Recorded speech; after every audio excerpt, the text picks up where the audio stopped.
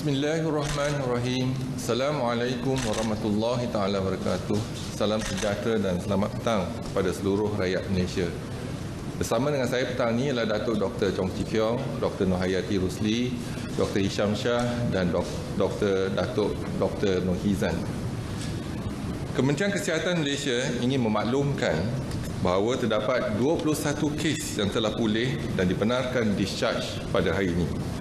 Jumlah kumulatif kes yang telah pulih sepenuhnya daripada jangkitan COVID-19 dan telah discharge pada ward adalah sebanyak 8,177 kes, iaitu bersamaan dengan 95.23% daripada jumlah keseluruhan kes.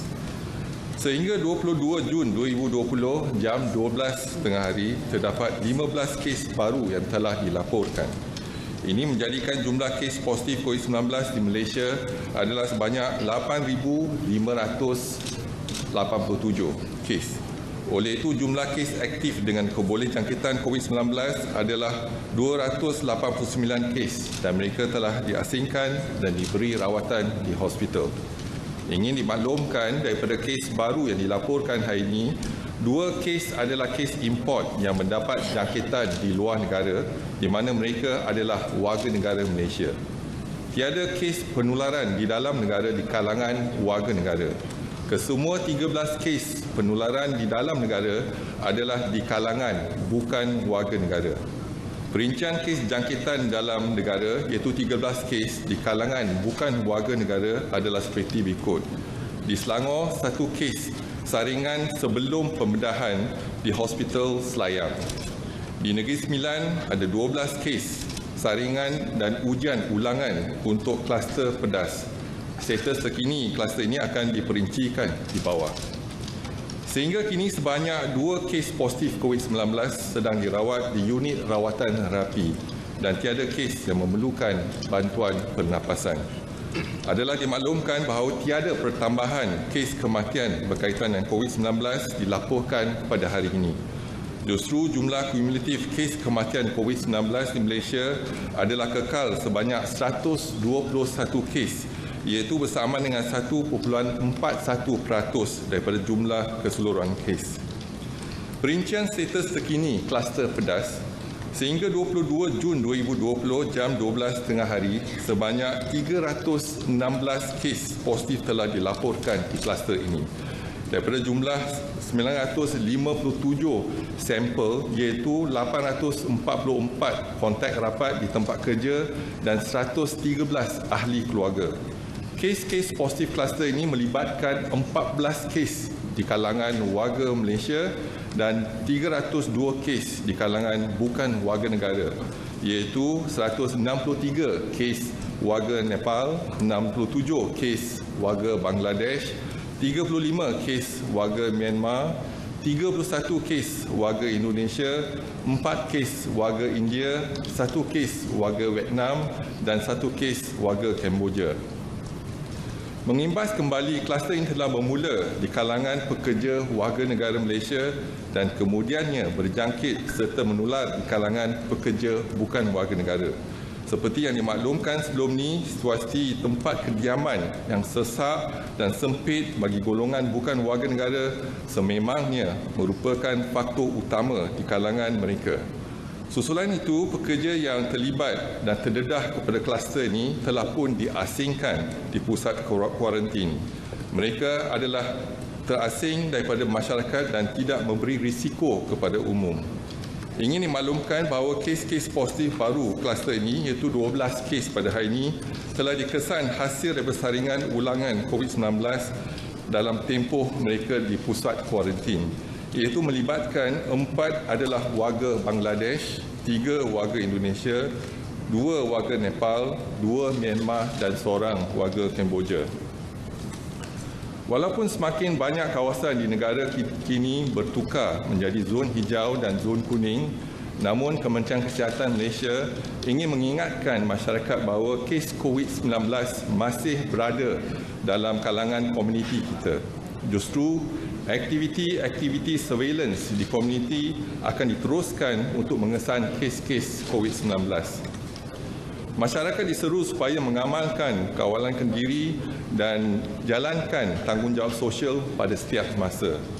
Orang ramai juga diminta sentiasa berwaspada dan mengamalkan langkah-langkah pencegahan jangkitan COVID-19 tidak kira di mana anda berada. Terus amalkan nasihat-nasihat Kementerian Kesihatan yang disarankan iaitu elakkan 3S atau 3C, iaitu elakkan kawasan yang sesak, crowded place, elakkan kawasan yang sempit, confined space, dan elak sembang atau bertutur dengan jarak yang dekat, close conversation. Amalkan 3W, iaitu kerap mencuci tangan dengan air dan sabun, wash. Sangat digalakkan memakai alat penutup hidung dan mulut, face mask di tempat awam atau jika bergejala, wear, dan warn, iaitu amaran daripada Kementerian Kesihatan yang lebih berkonsep peringatan seperti elak bersalaman dan bersentuhan, amalkan etika batuk dan bersin dengan betul, dapatkan rawatan segera jika bergejala, duduk di rumah dan elakkan kunjung-mengunjung, lakukan aktiviti disinfeksi dan pembersihan di kawasan yang kerap disentuh. Selain itu, ingatlah kepada SOP, iaitu S, syarat-syarat yang ditetapkan di bawah PKPP. O ialah orang berisiko tinggi seperti kanak-kanak, bayi, warga emas dan orang kurang upaya perlu dilindungi. Manakala individu tidak sihat, bergejala, dikehendaki segera menjalani pemeriksaan kesihatan. P ialah penjarakan sosial diamalkan pada setiap masa iaitu sekurang-kurangnya 1 meter. Kementerian Kesihatan akan terus memantau perkembangan kejadian jangkitan di dalam negara dan luar negara melalui maklumat yang diperolehi daripada Pertubuhan Kesihatan Sedunia. Orang ramai akan sentiasa dimaklumkan sebarang perkembangan terkini dan kementerian akan memastikan langkah pencegahan dan kawalan dilaksanakan secara berterusan. Seterusnya dimaklumkan rumusan kes kluster COVID-19 untuk kluster perhimpunan di Masjid Sri Petaling. Setakat ini bilangan sampel yang diambil dan diuji ialah 42,002 ujian dan bilangan kes yang positif ialah 3,375.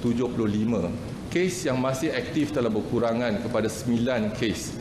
Kes yang sembuh telah tambah kepada 3,332 kes dan kes kematian kekal 34. Kluster perhimpunan di Masjid Sri Petaling telah melibatkan 5 generasi dan pada hari ini tiada pertambahan kes. Jumlah kes positif kekal 3,375 bersama dengan 8.04%. Dimaklumkan laporan saringan COVID-19 di 436 sekolah tahfiz dan madrasah sehingga 22 Jun 2020. Jumlah pelajar, guru dan kaki tangan yang telah dikenal pasti adalah 23,909 individu. Jumlah sampel diambil dan diuji setakat ini ialah 19,580 individu bersamaan dengan 81.9%.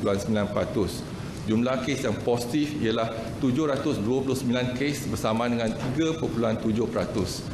Mereka yang bergejala adalah kekal 98 kes iaitu 13.4%. Mereka yang tidak bergejala adalah 631 kes iaitu 86.6%. Dimaklumkan laporan saringan COVID-19 di 449 pasar di seluruh negara sehingga 22 Jun 2020. Jumlah peniaga, pekerja, pemandu dan lain-lain yang dikenal pasti adalah 44,787 individu. Jumlah sampel yang diambil dan diuji adalah 34,028 individu bersama dengan 76%. Jumlah kes yang positif kekal 275 iaitu 0.8%. Mereka yang bergejala kekal 38 kes 13.8%.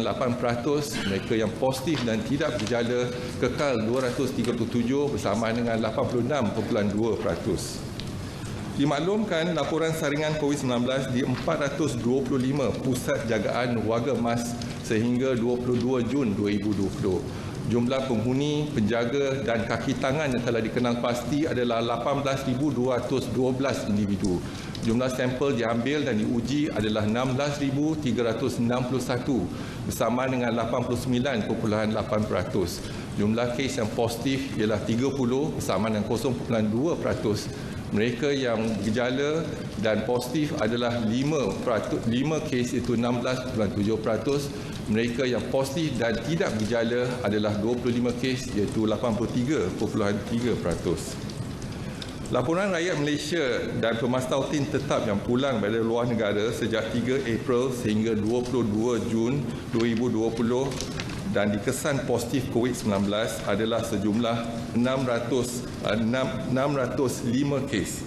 Pada hari ini ada pertambahan 2 kes iaitu warga negara Malaysia yang pulang daripada negara Tunisia dan juga Singapura. Laporan jumlah kumulatif saringan dan ujian COVID-19 untuk warga asing sehingga 22 Jun 2020 adalah sejumlah 52,944 individu. Jumlah kes yang positif dikesan adalah 2,551 kes. Daripada jumlah tersebut, 165 kes masih dirawat dan diasingkan di hospital. Tiada kes yang dirawat di unit rawatan rapi dan jumlah kes kematian kekal 5 kes iaitu bersamaan dengan 0.2%. Dimaklumkan laporan 4 kluster depo tahanan imigresen sehingga 22 Jun 2020. Kluster yang pertama iaitu depo tahanan imigresen Bukit Jalil. Individu yang disaring setakat ini ialah 1,661. Jumlah kes yang positif yang dikesan adalah 647 dan melibatkan bukan warga negara adalah 644. 9 individu masih menunggu keputusan saringan ulangan menjadikan kadar positif depo tahanan imigresen Bukit Jalil adalah 38.9%. Yang kedua ialah kluster depo tahanan imigresen Semenyih. Individu yang disaring setakat ini adalah 1,785. Jumlah kes yang positif kekal 66 dan melibatkan 65 bukan warga negara. Dan yang ketiga, kluster depo tahanan imigresen Sepang, individu yang disaring kekal 1,477. Jumlah kes yang positif adalah 60 dan ke-60 kes ini melibatkan bukan warga negara. Dan yang terakhir ialah depo tahanan imigresen sementara Putrajaya, individu yang disaring ialah 101 iaitu jumlah kes positif adalah 2. Kedua-dua kes adalah bukan warga negara. Seterusnya dimaklumkan laporan jumlah kes yang masih dirawat dan diasingkan di hospital sementara MAIPS adalah seramai 25 pesakit sahaja. Yang melibatkan warga negara adalah 6 dan bukan warga negara adalah 19. Hospital MAIPS, kalau kita lihat jumlah pesakit kumulatif yang dirawat dan diasingkan setakat ini adalah 1,377 dan mereka yang telah sembuh dan discharge adalah 1,352 iaitu bersamaan dengan 98.2%. Seterusnya dimaklumkan laporan COVID-19 yang aktif iaitu kluster COVID-19 yang masih aktif sehingga 22 Jun 2020 iaitu melibatkan satu kluster iaitu kluster Pedas. Ada pertambahan 12 kes pada hari ini menjadikan jumlah kumulatif kes ada 316 dan 22 kluster yang lain tiada pertambahan kes pada hari ini. Dan dimaklumkan kapasiti harian 55 makmal COVID-19 setakat 21 Jun 2020 iaitu menggunakan kaedah RT-PCR. Kapasiti maksima adalah 36,579. Semalam kita berjaya melaksanakan 4,239 bersama dengan 2%. Dan kutipan data masih belum lengkap daripada makmal swasta. Dimaklumkan juga laporan jumlah kumulatif saringan dan ujian COVID-19 untuk pesakit sebelum pembedahan di Hospital Kementerian Kesihatan iaitu pre-op testing adalah sejumlah 41,224 pesakit dan didapati ada 18 kes dikesan positif bersama dengan 0.1%. Dan hari ini kita ada pertambahan 1 kes di Selangor iaitu menjadikan jumlah keseluruhan 18 kes. Dimaklumkan juga laporan jumlah kumulatif ujian rapid test kit antigen yang dilaksanakan setakat ini adalah 29,535 ujian dan 115 ujian didapati positif iaitu bersamaan dengan 0.4%. Dan ingin saya rumuskan pada hari ini kita berjaya kesan 15 kes positif COVID-19, iaitu 2 kes adalah kes import daripada Tunisia dan Singapura. 13 kes penularan tempatan di kalangan bukan warga negara, iaitu 1 kes adalah dikesan sebelum pembedahan dan 12 kes dikesan daripada saringan ujian ulangan untuk kluster pedas. Dan saya buka kepada sebarang pertanyaan dan soalan. Silakan. Assalamualaikum Datuk dan yang lain. Wan Zairul daripada Media Prima.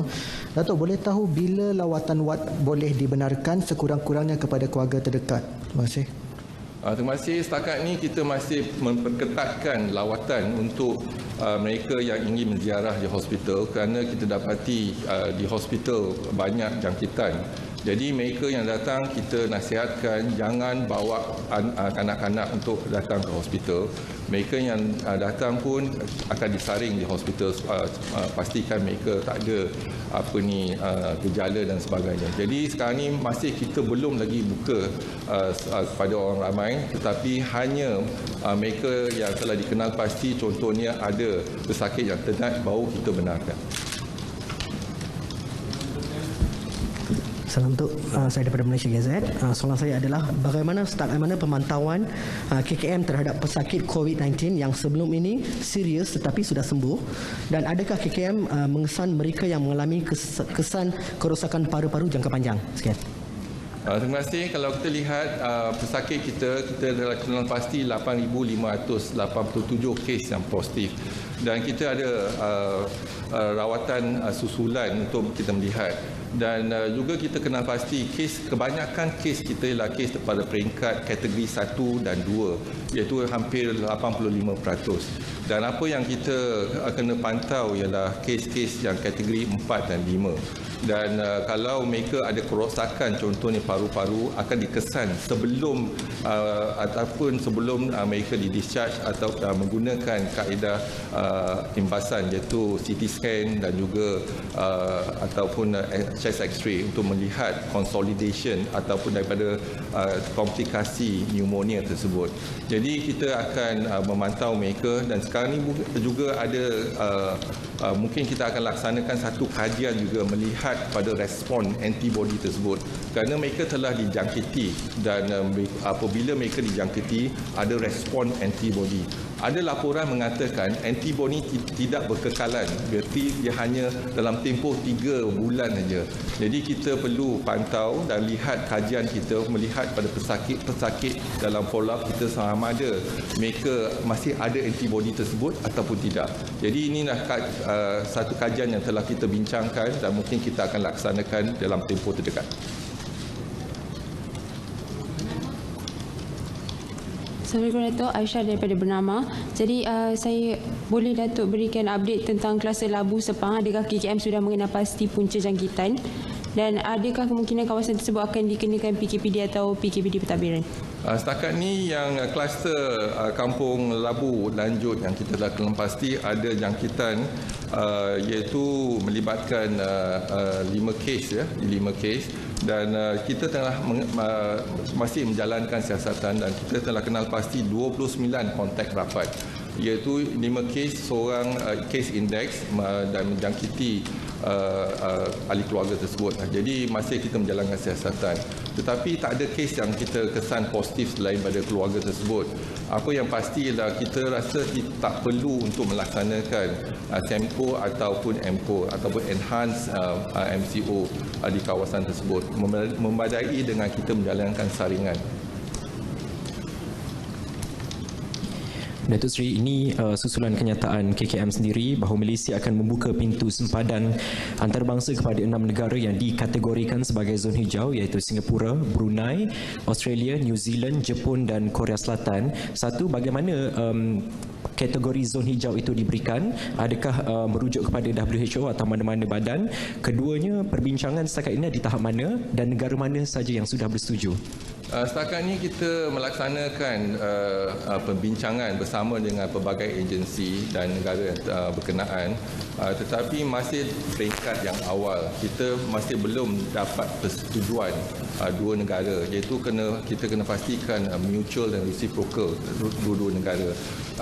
Ini adalah kerana kita kena lihat dari segi pelaksanaan dan juga SOP yang perlu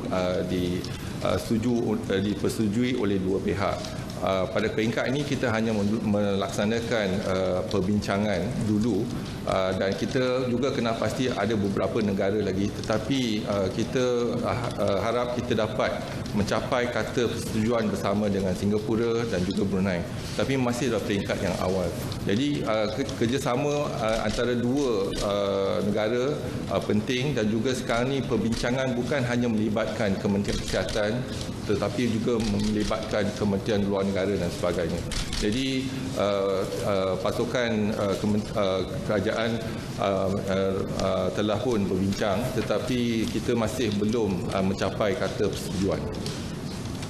Tentang zon hijau tadi, Datuk Seri? Dan zon hijau kita akan melihat pada kes-kes dan juga trend-trend penularan di negara tersebut, dan juga kita juga akan melihat kepada polisi ataupun dasar yang kita ada dan juga dasar yang bersama dengan dua-dua negara.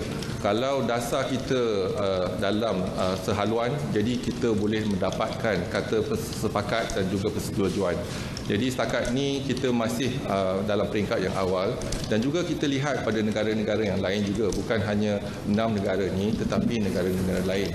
Apa yang kita sekarang ni ialah memulakan proses perbincangan. Jadi tempoh kita melaksanakan PKPP ialah tamat pada 31 Ogos, dan mungkin pelaksanaan dia akan dibincangkan atau dijalankan sama ada dalam PKPP ataupun selepas PKPP.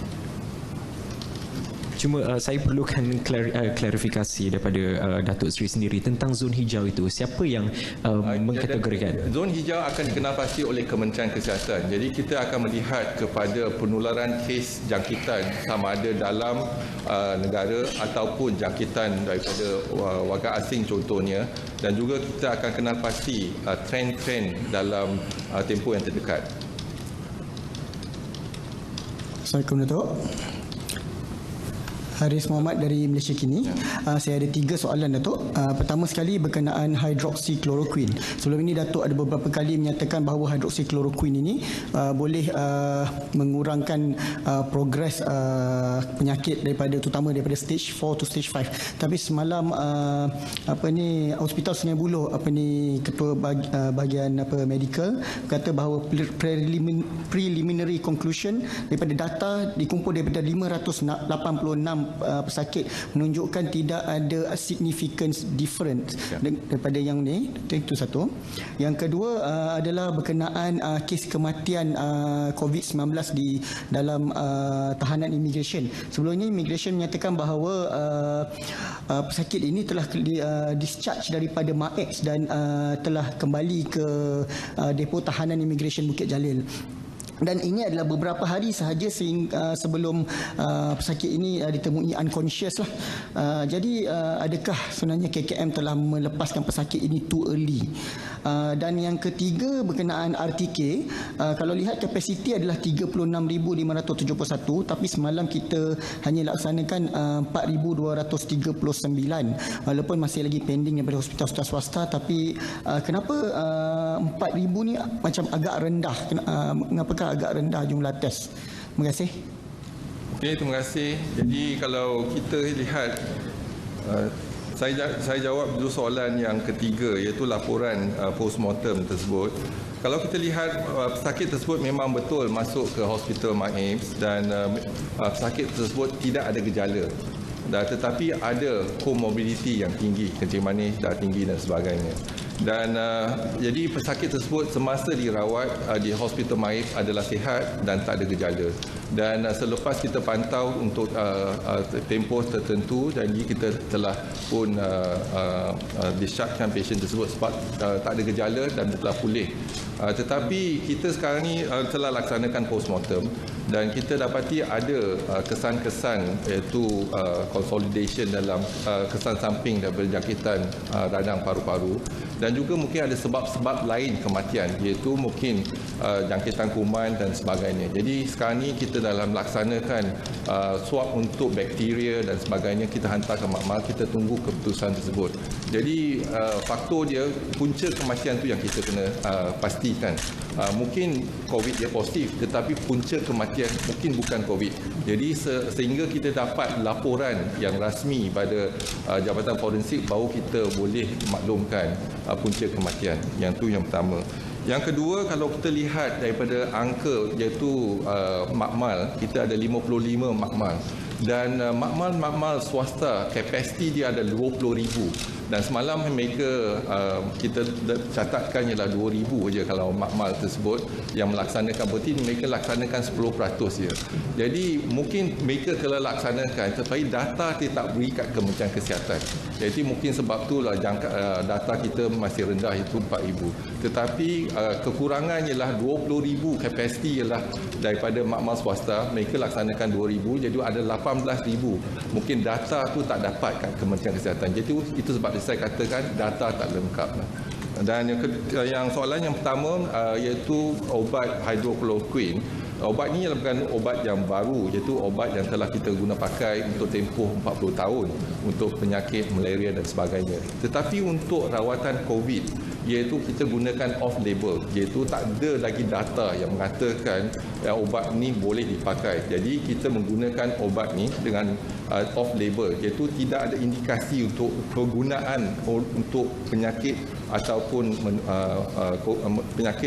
untuk pesakit COVID. Tetapi kita menggunakan pada satu ialah dia ada anti radang, iaitu anti inflamasi. Jadi pada peringkat permulaan kita rasakan dia boleh macam gunakan untuk dexamethasone dan sebagainya, ada kesan iaitu anti inflamasi. Tetapi apabila kita kumpulkan data-data dan kita lihat data kita iaitu sebanyak 500 kes yang kita telah lihat, dan kita dapati dia tak ada efek yang positif ataupun statistik tak menunjukkan dia ada keberkesanan obat tersebut. Jadi bila tak ada keberkesanan obat tersebut, kita dah berhentikan obat tersebut untuk penggunaan kita. Dan juga kita telah dimaklumkan iaitu ada 30% berkaitan dengan komplikasi menggunakan obat tersebut. Jadi kalau kita nak gunakan obat tersebut, kita kena pantau komplikasi dia, komplikasi jantung dan sebagainya, ataupun komplikasi mata, GI tract dan sebagainya. Jadi kita sekarang ni kita dah ada data, dengan data tu kita boleh pastikan obat tu tak berkesan untuk kita merawat pesakit-pesakit yang dijangkiti COVID-19. Jadi dah tak digunakan lah. Kita dah berhenti sebab kita dah ada data untuk menunjukkan dia tak berkesan. Begitu juga sekarang ni kalau kita lihat kita menggunakan obat HIV, contohnya off-label juga. Lopinavir, Kitonavir kita gunakan off-label. Tetapi sekarang ni dalam kajian bersama dengan WHO, kita juga melihat keberkesanan obat tersebut. Sama ada kita boleh terus menggunakan obat tersebut, berkesan atau tidak, kita memerlukan data dan kajian saintifik supaya kita boleh kita guna terus ataupun kita berhenti. Dan juga sekarang ni ada obat yang remdesivir, memang kita ada 9 pesakit dalam kajian tersebut. Tetapi kalau kita lihat sekarang ni, kes-kes kita semakin berkurangan. Jadi bila kes kita semakin berkurangan, kita nak menjalankan kajian saintifik, jadi kita tak cukup pesakit. Walaupun kita telah dikenal pasti sebagai satu pusat untuk menjalankan kajian bersama dengan Pertubuhan Kesihatan Sedunia, tetapi sekarang ni kes tak cukup kalau kita punya kes semakin berkurangan sekarang ni. Dan kalau kita lihat setakat ni, kes yang sembuh dan pulih ialah lebih pada 95%. Dan kes kematian adalah kurang pada 1.4%. Jadi ini adalah satu angka yang baik untuk negara kita. Berarti kita berjaya merawat pesakit dan pesakit sembuh dan jumlah kematian pun berkurangan. Jadi ini adalah kita harap kita dapat kekalkan rawatan kita kepada pesakit dan juga elakkan kematian. Dan yang pasti ialah tindakan kesihatan awam, kita akan pertingkatkan tindakan surveillance kita supaya kita dapat kesan pesakit dalam peringkat yang awal. Good evening, Dato'. This question is about the Pedas cluster.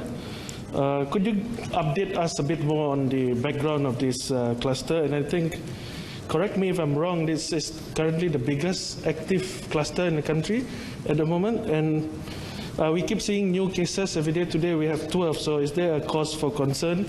And do you expect to see more new infections, or is it at the end already? Thanks. Thank you for the question. So if you look into this cluster, it is also like the cluster that we have in Depo Tahanan Immigration. One, because we realized that the whole community in Pedas, the cluster in the factory, already been exposed to positive cases. And once they are exposed, we need to quarantine them. So those positive cases, 316, we already isolated them. So we screened for 956 of them, which is been exposed but negative. So we quarantined them for 14 days, including family members as well as close contact. So when we quarantine them, and now after 14 days, we swab them again and then positive. So once positive, we have to isolate them again. So whatever it is under control because it's under quarantine. So it's not in the community.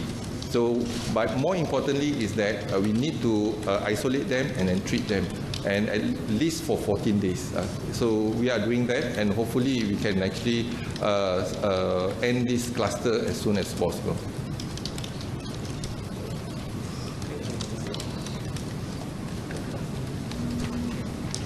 Okay, ada lagi soalan? Kalau tak ada, saya ucapkan terima kasih kepada semua yang hadir pada petang ini. Sekian, wabillahi taufik wa hidayah. Wassalamualaikum warahmatullahi taala wabarakatuh. Terima kasih.